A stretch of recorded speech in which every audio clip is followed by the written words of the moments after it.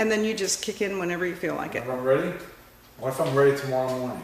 Well, okay, I'll still be standing What's here. for dinner? I don't know, but we'll find something. I'm just kidding. Fellow Toastmasters and honored guests, how many of you were made fun of as a kid simply because you weren't good at a particular sport or activity? Raise your hands. Wow, a lot of you. Well, I can relate. I want you to think about how you felt when those kids made fun of you as I share with you a true story. When I was a kid, I was fortunate enough to go to summer camp, and we did all kinds of fun things at camp. I loved camp. Every day we would play softball, volleyball, ping pong, there was archery, we'd go swimming. There was just always something to do, and I loved it. And for the most part, I was pretty good at those activities, except for one, softball. I wasn't particularly fast. I couldn't feel to catch the ball. And as far as my hitting was concerned, I was so bad that kids came up with a nickname for me. Are you ready for this? They used to call me the strikeout superstar. Man, I hated that name, but it stuck. Well, one day we were playing another camp in softball, and we were short one player. So the kids came up to me and said, "Oh, Ronaldo, can you play?" And I told them, "Oh, God, I don't want to play. I'm terrible. You already guys already know I can't run, I can't hit, and I can't catch the ball." But they were like, "Oh, Ronaldo, but you have to play. If you don't play, we're going to lose by default."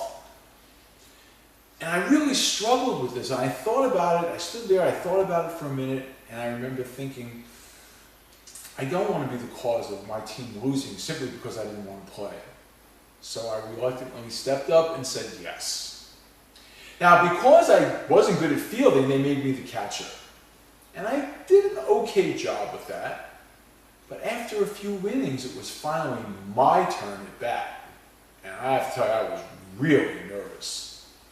I remember walking up and grabbing a bat and nervously walking up to home plate, dug my heels into the dirt, and I remember grabbing the bat and holding the bat as tight as I could, and I waited and I watched as that ball approached.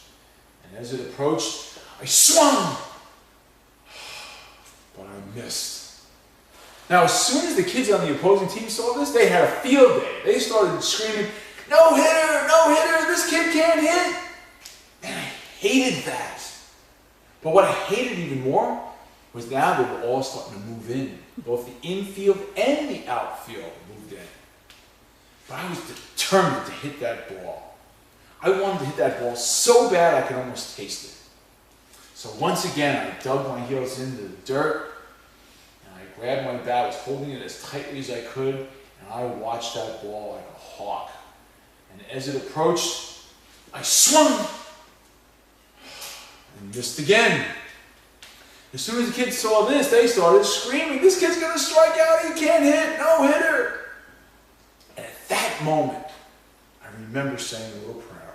I remember saying, "Oh God, please just let me hit this ball. I don't care what the hit looks like. It could have been a little bunt. I just didn't want to go down swinging." So once again, I dug my heels into the dirt, tried to get a good firm footing, and I held my bat as tight as I could, and I watched as that ball approached. But this time it seemed different. The ball came at me almost like it was coming at me in slow motion, almost as if it was floating in air. And I watched it as it slowly approached, and I swung, and I hit it. I couldn't believe it was a screaming line drive up center field. I was so stunned that I didn't even run. All the kids started yelling, "Run, run, run, run!" I put down the bat and I started to run. I ran to first base. They were still chasing the ball. I ran to second base. It was a double. And I got to tell you, at that moment, I felt just like an Olympic champion. It's a moment I will never forget for the rest of my life.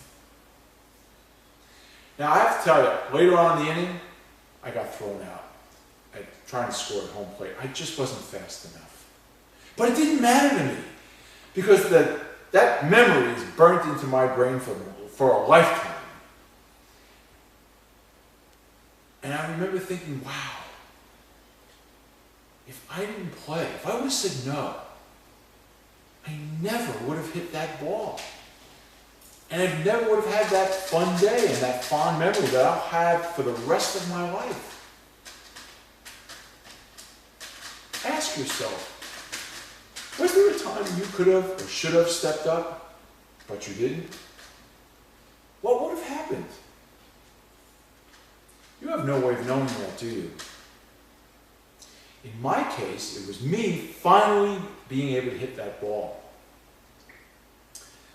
In closing, I'd like to encourage you all that whenever you have an opportunity, to always step up. Because you don't know what good it's going to happen, what good could come from it. In my case, it was me finally hitting that ball. And lastly, I'd like to leave you with one of my favorite sayings. You can't hit a home run if you don't go to bat. Ooh. What do you think?